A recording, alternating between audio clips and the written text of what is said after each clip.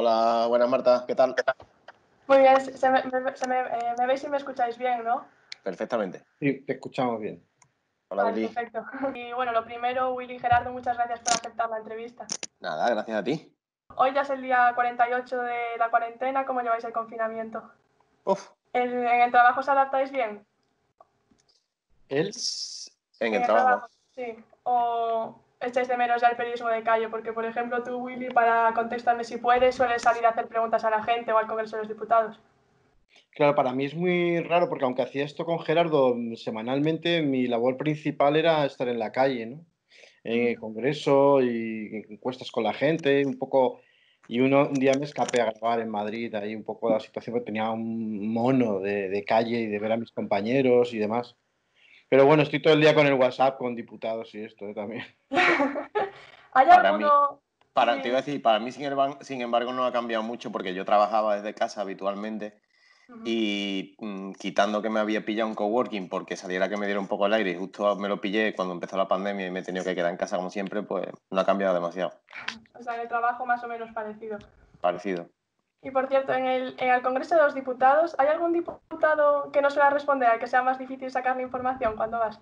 Bueno, yo a los de Vox no les entrevisto por denuncia Ya directamente. ética y política. Y siempre hay algunos que se hackean, ¿no? Que, por ejemplo, Pablo Casado, y siempre como que apresura un poco el paso cada vez que me ve, pero normalmente tanto PSOE, bueno, Pablo Iglesias también es complicado porque lleva una corte de 5 o 6 personas delante, ahí la verdad sí que es complicado, pero normalmente son bastante accesibles. Willy se Y, lleva bien hasta con Rafael Hernando. y en cuanto a la financiación de Contexto, ahora en la cuarentena supongo que la gente tiene más tiempo para leer, pero también menos ingresos. ¿Notáis algún efecto negativo o al revés, os están apoyando más? Pues si quieres respondo yo, Willy. Sí, claro. Que desde el primer momento, claro, Contexto, digamos que es un medio que no tiene detrás ningún poder económico grande, quiero decir, no nos financia Repsol, precisamente. Entonces, digamos que vivimos de lo que los suscriptores aportan. Y claro, en el momento en el que llega una crisis como esta, sanitaria y luego económica, damos por hecho que la gente que nos sigue a nosotros va a tener problemas económicos también. Y entonces lo que hicimos fue, pues nada, apretarnos el cinturón dentro de Contexto y hacer, digamos, un llamamiento a la comunidad de gente que nos leía, en el sentido de que nosotros no dejaríamos de publicar en abierto y gratuito, como es nuestro, digamos, nuestro proyecto y nuestra visión de esto. Y para quien no pudiera pagar, seguiríamos siendo gratis durante todo este tiempo. Y a cambio sí que decíamos que quien sí pudiera, quien estuviera en un momento, digamos, en que se hubiera salvado un poco de la quema, que era ahora el momento de apoyar. Y entonces la verdad es que ha respondido la gente muy bien y no solo hemos tenido el mejor mes en, digamos, en lecturas y tal, que se han disparado y hemos tenido muchísimos artículos muy, muy, muy leídos, sino que además en cuestión de suscripciones también ha sido el mejor mes porque la gente ha respondido. Que mucha gente se ha tenido que dar de baja porque no podía y ya te digo, seguirá siendo gratis para ellos, pero otros que lo leían gratis durante este tiempo ahora han decidido aportar algo, así que bien por ese sentido. Y al financiaros mediante suscripciones, como decías, no estáis al servicio de ningún poder económico ni nadie que interfiera en la línea editorial. Esto en gran medida es, entre otras cosas, lo que le da credibilidad a un medio, ¿no? Claro, es que el periodismo tiene una grave crisis, que es que tiene demasiada, digamos, los tentáculos de la economía están demasiado metidos en el periodismo y por tanto de la política, por tanto de tal. Contexto es un medio que tiene, digamos, una visión de la vida, quiero decir que no la esconde, pues una visión progresista, una visión en ese sentido, pero que no estamos atados a nadie, ni a ningún partido, estamos atados a nuestra propia visión de la vida. Y en ese sentido nadie nos puede... Dependemos del lector, dependemos que lo que le llegue al lector lo considere de calidad y lo suficientemente bueno como para decir, pues mira, voy a apoyar este proyecto porque me gusta y tal. Entonces da mucha libertad en ese sentido, claro. Ya, claro. Y el otro día yo estuve escuchando una entrevista a Jordi Évole en la que decía que gran parte de la culpa de que ahora los poderes económicos influyan más que antes en la línea editorial es que antes existía la figura del editor que mediaba con los poderes económicos, pero que ahora el problema era que muchas veces el editor era el que ponía el dinero. ¿Estáis de acuerdo con esto? ¿Cómo funciona? Willy. Complicado. Bueno, es que, claro, yo creo que nosotros tenemos más libertad. Yo he estado en muchos canales, ¿no? Todos, Telecinco, La Sexta, tal y cual, y nunca he tenido tanta libertad como en Contexto, ¿no? Yo creo que en lugares así nos podemos permitir el lujo de pasar un poco más de esas presiones. Yo es verdad que estaba en la Sexta y tal, y todos los días tenías a alguien diciendo, tienes que ir por aquí, hay que ir por... Yo me negué y bueno, me tuve que pirar, ¿no? Al final, y yo pregunto lo que quiero en el Congreso, mi jefe nunca me ha dicho absolutamente nada. Por supuesto, defendemos el respeto a todos los sexos, razas, memoria histórica, estado del bienestar y todas estas cosas básicas, ¿no? Pero aparte de eso no tenemos ninguna consigna ni nada. Nada, digamos que la única censura que podría haber es en relación a la calidad del trabajo. Quiero decir que si el trabajo, por lo que sea, pues mira, falla aquí, pues entonces es el motivo por el que un artículo se puede quedar parado, digamos. Si no es por eso, no. Sino que ahora hay mucha más libertad, ¿no? Al ser un medio independiente. Sí, no es dependiente porque O sea, dependemos de la gente que nos lee. Ya, Es otra claro. dependencia distinta, claro. Y sobre la credibilidad de un medio, también quería preguntaros, ¿cómo crees que se le puede hacer frente a los bulos y las fake news? Porque ahora por la pandemia sí es verdad que estamos como más alerta, pero es algo que algunos medios de comunicación o partidos políticos hacen habitualmente. Bueno, yo creo que eso viene un poco de base, ¿no? De venir, haber leído en tu vida, tener un poco de coco, lógica, sentido común, estar formado y saber. Alguien decía el otro día, es que depende qué medio leas o escuches. Digo, no, o sea, hay medios que no deberían escuchar nadie, ¿no? Me refiero que son ni medios realmente. Entonces, ahí es donde vienen todas las fake news. Entonces, tiene un poco de sentido común, yo creo que despejas bien la duda, ¿no? Sí, yo creo que está pasando como con el propio virus, que hay focos de infección y es lo que dice Willy, hay como 3 o 4 supuestos medios que en realidad no llegan a ser un medio de comunicación. Quiero decir, son instrumentos que ha cogido cierta gente, por el ejemplo de Eduardo Inda, que tiene un algo que él llama medio de comunicación, que trabaja de la mano con las cloacas del Estado, le pasan un tal. Es una especie de actor político más que un medio de comunicación y que interviene en la vida política digamos, jugando sucio y en fin, digamos, sin tener ninguna regla de juego que se parezca a la de un medio de comunicación. La verdad no existe, pero la honestidad sí. Quiero decir, nosotros en contexto la hemos cagado 1000 millones de veces, pero lo que pasa es que cuando la cagamos, como somos un medio de comunicación, tendemos a flagelarnos la espalda cuando la hemos cagado y a pedir perdón si hay que pedirlo. Y hay otros que juegan con otras normas distintas. Entonces, bueno, pues en ese Mira, a mí sentido es me parece una distinto. cosa muy curiosa en Ferraz, en la época esta de Pedro Sánchez, que Susana Díaz, ¿no? Que quién iba a ganar y todo esto. Entonces empezó a llegar ahí gente diciendo que no es no, apoyando a Pedro Sánchez a la calle y tal. Y Ferreras empezó a decir en antena que eran gente enviada por Podemos. Entonces, claro, mi jefe me llama y me dice, oye, pídele el carnet. Yo ya estaba ahí bicheando, ¿no? Pregúntale a la gente, pídele el carnet. Entonces yo empecé a pedir el carnet y la gente era del PSOE. Ya. Entonces, prefiero que a veces... En fin, entonces nosotros tenemos ahí nuestro huequecito y damos por saco en fin, y la gente lo sabe y por eso nos apoya, ¿no? Valora que tengáis más libertad ¿no? en el Claro, trabajo que hacéis. sí. Yo entiendo, quiero pensar que sí. Quiero decir, evidentemente también existe la burbuja ideológica. Quiero decir, el que nos apoya también coincide en planteamientos nuestros. Es decir, pues nosotros, quiero decir, hay líneas rojas, evidentemente, en contexto. Por ejemplo, el machismo, el racismo, el tal. Hay censura en torno a eso. O sea, tú no puedes llegar en contexto y publicar un artículo diciendo que el ser humano blanco es superior al negro. Se censuraría ese artículo porque existe esa línea ideológica. Lo que pasa es que es una línea ideológica que tiene que ver con los derechos humanos y poco más, y a partir de ahí pues empezamos a hablar, claro. Y así en general, ¿creéis que hay alguna relación entre la calidad del periodismo y la calidad democrática de un país? ¿Tú, Willy, o qué? Bueno, yo creo que está eternamente ligado, ¿no? La calidad del periodismo, sobre todo el respeto por... Yo sigo pensando que en España hay mucho colegueo entre políticos y periodistas, ¿no? Yo que estudié en Estados Unidos, que esto parece suena un poco así y tal, pero tampoco es para tanto, Vale, pero guay, ¿no? sí que enseñaban los profesores a no recibir nunca regalos de políticos, en las campañas electorales no viajar con ellos y tal, para no crear el síndrome de Estocolmo. Y yo creo que todavía nos falta por recorrer ese espacio, ¿no? De separarnos un poco, aunque ideológicamente tú estés en un sitio, separarte un poco, ¿no? Sí, nosotros, por ejemplo, uno de los errores que, como te decía, cuando cometemos errores lo vemos claro. Yo uno de los que creo que cometimos fue una vez que al principio de todo se daba las gracias cuando alguien así medio conocido se suscribía a Contexto. Y entonces tenemos ahí un tuit que nos persigue siempre, que es el de darle las gracias a Pablo Iglesias cuando se suscribió a Contexto. Y entonces nos lo tiran a la cara continuamente como si Pablo Iglesias decidiese algo de Claro. lo que se hace en Contexto. Y claro, la gente no sabe las broncas internas que ha podido haber con Pablo Iglesias, pero vamos, en fin, sería para otra historia. Cuando no ha querido dar entrevistas, cuando, en fin, que no tiene nada que ver una cosa con la otra. Pero ahí, Ya por se os ejemplo, sí, atribuye eso. sí, agarrando lo que dice Willy, ahí, por ejemplo, pues yo creo que hay que separarse al máximo, no hay que... Ujú.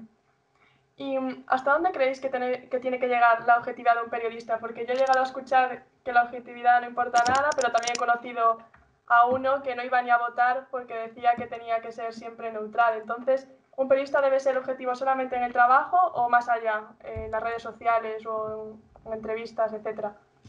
Yo es que creo que la objetividad no existe, quiero decir, o sea, existe la subjetividad, todos tenemos una visión diferente y existe la honestidad, eso sí, y la honestidad solo puede ser evaluable por uno mismo, quiero decir, no es un acto de fe, quiero decir, cuando yo te digo que soy honesto, te lo tienes que creer, no te lo puedo Claro. demostrar.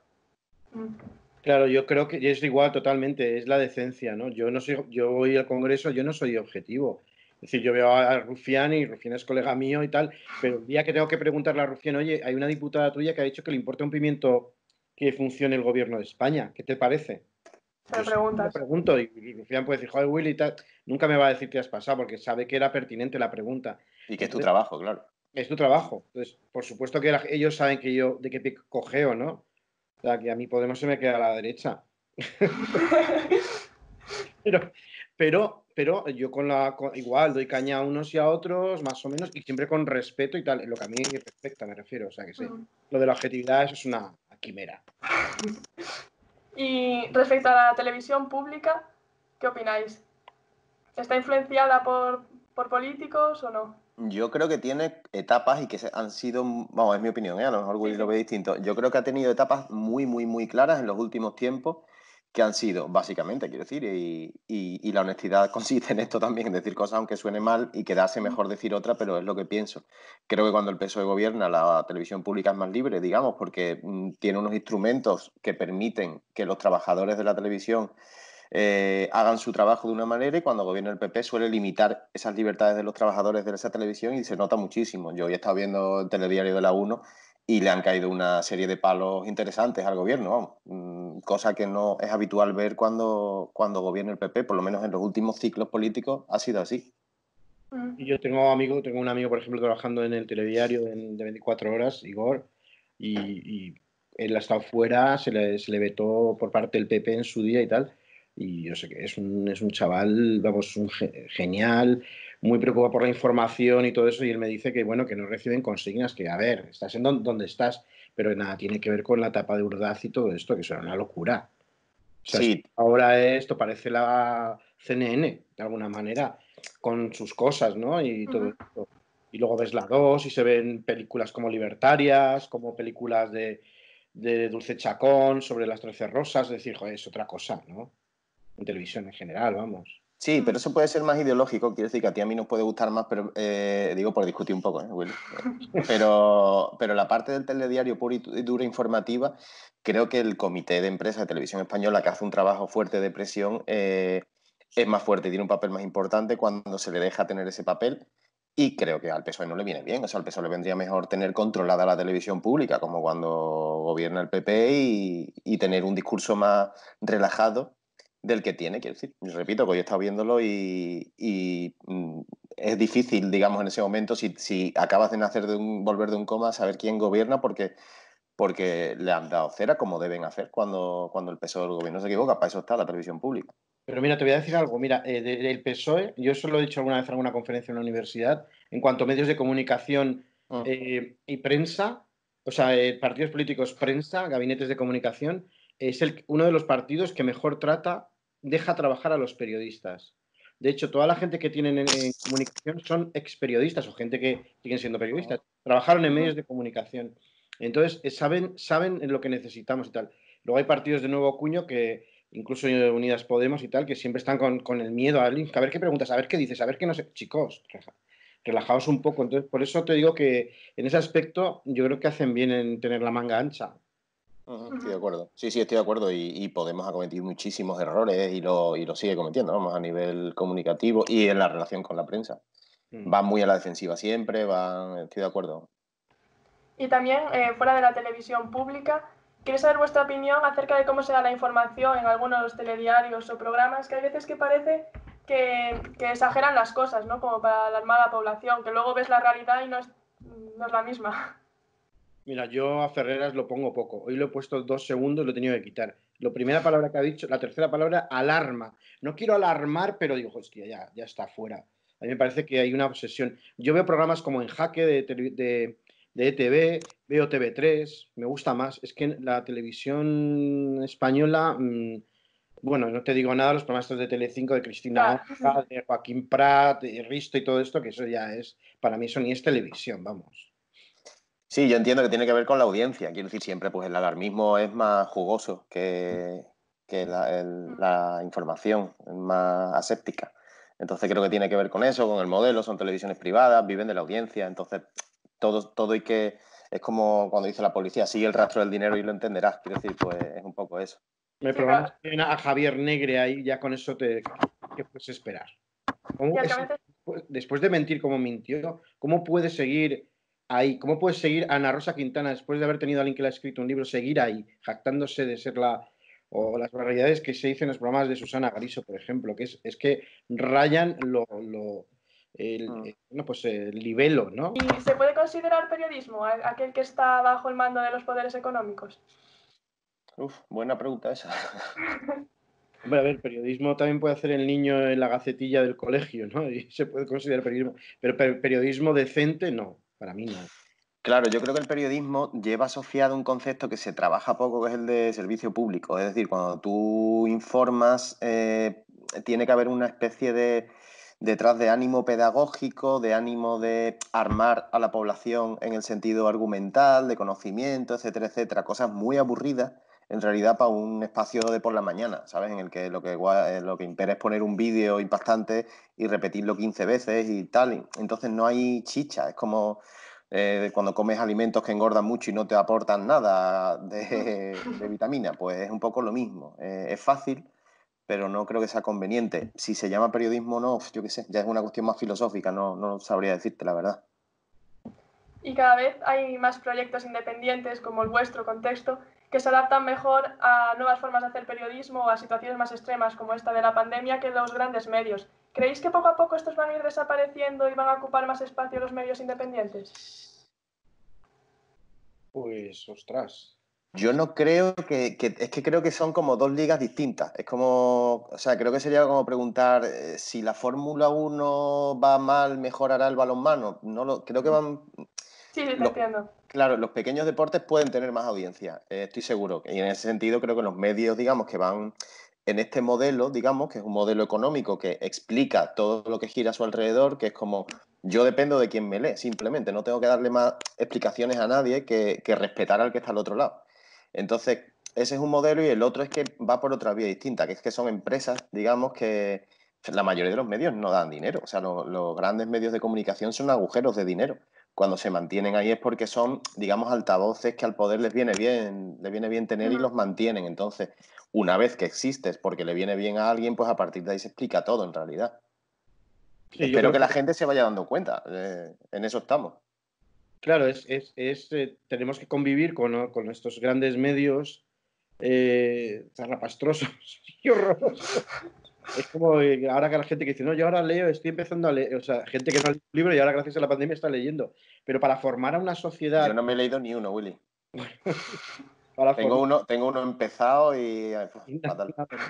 yo creo que habría que volver a nacer para reconstruir esto y que medios pequeños, independientes, pudieran tener más acercamiento a la gente y ser mayoritarios. Vamos a ser siempre minoritarios mientras la gente, pues este país siga siendo un país que ha estado 80 años, o sea, 40 años de dictadura y otros 40 de propina, ¿no? Entonces, complicado. Yo creo que lo veo complicado. Sí, yo creo que la pelota está en el tejado de la gente. Quiero decir que creo que es un acto de salud mental el consumir un tipo de contenido u otro. Igual que cuando vas al cine puedes ver un tipo de cine u otro. y cada uno es muy libre de ver el cine que quiera, pero hay algunos que aportan unas cosas y otros que aportan pues entretenimiento simplemente. Y, yo qué sé, creo que la pelota está en el tejado de la gente, simplemente. Claro, que al final si decides no ver un medio, o sea, se acaba desapareciendo, ¿no? Claro, claro, por ejemplo, siempre se dice, está ese debate de la gente, ¿ve telebasura porque se la pones o ponemos telebasura porque la ven? Y es como, creo que hay ejemplos de sobra de programas que no son telebasura que tienen muchísima audiencia y que a la gente les interesa. Tampoco creo que sea el papel de ninguna cadena privada el educar a la gente, porque son empresas, simplemente. Entonces, ¿que deberían hacerlo? ¿Deberían tener una ética mayor? Seguro. ¿Que es su deber? Tampoco. Yo tampoco reparto aquí culpas, creo, no sé. Ujú. Claro, y respecto al país o el mundo, por ejemplo, que en un principio hacían periódicos en papel, bueno, se siguen distribuyendo, pero ¿cómo crees que se está adaptando a lo digital? El papel. O sea, los que hacen los medios de comunicación que hacen periódicos en papel, o sea, no periódicos. Bueno, el país copiándonos, por ejemplo. Uy, va fuerte, Willy. Pues yo creo que se están poniendo las pilas, ¿no? Últimamente, pero a mí me gustan los medios que estamos ahí peleando cada día desde abajo, con un grupo humano de gente que además, no es por nada, pero en el caso de Contexto, es gente que viene de muchos sitios maravillosa, con un tesón y unas ganas y creatividad que verías en muy pocos de los grandes medios, ¿eh? Te lo Sí, digo. bueno, Contexto está hecho con los periodistas que fueron despedidos del país y del mundo por intentar hacer periodismo, básicamente. Así que Claro. a partir de ahí surge todo. Yo creo que digitalmente son muy fuertes el país, el mundo, todos estos periódicos, pero porque son fuertes en general. Y claro, la pata digital también la tienen bastante desarrollada y son muy potentes. Quiero decir, una cosa no quita la otra. En periodismo sois, o sea, en Contexto, sois periodistas de toda España, ¿no? O sea, de diferentes sitios, ¿no? Sí, ¿no? Tenemos, Sí. de toda en Canarias incluso también a salir. Sí, sí, estamos dispersados por todos lados. Yo estoy en Andalucía, en Sevilla, tenemos gente en Canarias, en Galicia, en Euskadi, en Cataluña, tenemos hemos abierto contexto en catalán. En Madrid, por supuesto, está el núcleo grande, no dejamos de ser unos mesetarios de mierda, pero, Intentamos subir pero el mismo, ¿verdad? Que siempre lo decimos, ¿no? Cuando decimos algo, yo cuando estoy tuiteando algo digo, Puerta del Sol, pongo siempre Madrid, claro, claro, claro. ¿no? Porque eso que estoy corriendo, hay gente empujándome y tal, pero estoy tuiteando en la calle y me acuerdo de que, bueno, pues yo no soy nada centralista, pero claro, y ni hay que por qué serlo, ¿no? Sí. Bueno, y ahora me quedan dos preguntas. La primera, por curiosidad, ¿alguna vez intentasteis entrar en un meeting y os echaron o no os dejaron entrar Sí, directamente? mira, Por Gerardo, casualidad, dice. pues, Estábamos juntos, sí. Aquí en las últimas elecciones andaluzas, cuando ganó, digamos, la derecha aquí en Andalucía, sí, estábamos en la sede del PSOE y como creo que faltaron papeletas creo recordar, del PACMA en un pueblo, en Sanlúcar de Barrameda, una cosa así. Entonces, por la ley electoral se retrasaba el cierre de ese colegio 2 horas, con lo cual todo iba de la mano, etcétera, etcétera, y teníamos 2 horas muertas. Y nos fuimos a la sede de Vox, llamamos a Miguel Mora, el jefe, y le dijimos que íbamos para allá, que era un poco en ese momento como decir, voy a Siria, a ver qué me pasa. Porque allí estaban, bueno, los periodistas de La Sexta subidos a un andamio con protección alrededor, porque no sabían esta gente cómo iban a reaccionar. Y nada, llegamos allí, nos acreditaron, y cuando estábamos trabajando, de repente alguien buscó en Google qué era Contexto y nos echaron directamente. Nos echaron con acreditación ya puesta y todo, sí. Sí, sí. y lo grabamos. Sí, sí, lo grabamos. Y salimos en el intermedio y todo, o sea que... ¿Pero qué os dijeron? Porque así os desacredito. Sí, No, sí, no, que fuera, que adiós. empezaron a googlear y también ponían la oreja con las preguntas, ¿no? El del país me dijo, ¿cómo os han dejado entrar? Dice, yo no he dicho que soy del país y tal. Pero claro, el contexto no lo suelen conocer los de Vox, por lo menos hasta entonces. Uh-huh.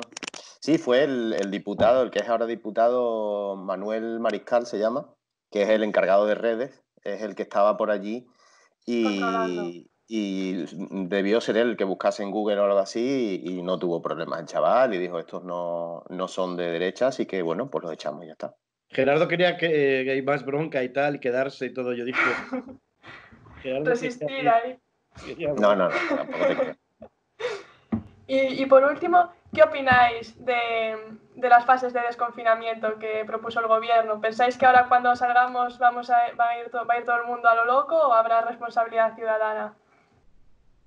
Yo lo que no entiendo muy bien por qué no, la fase 1 no es la 1, ¿no? En vez de la 0.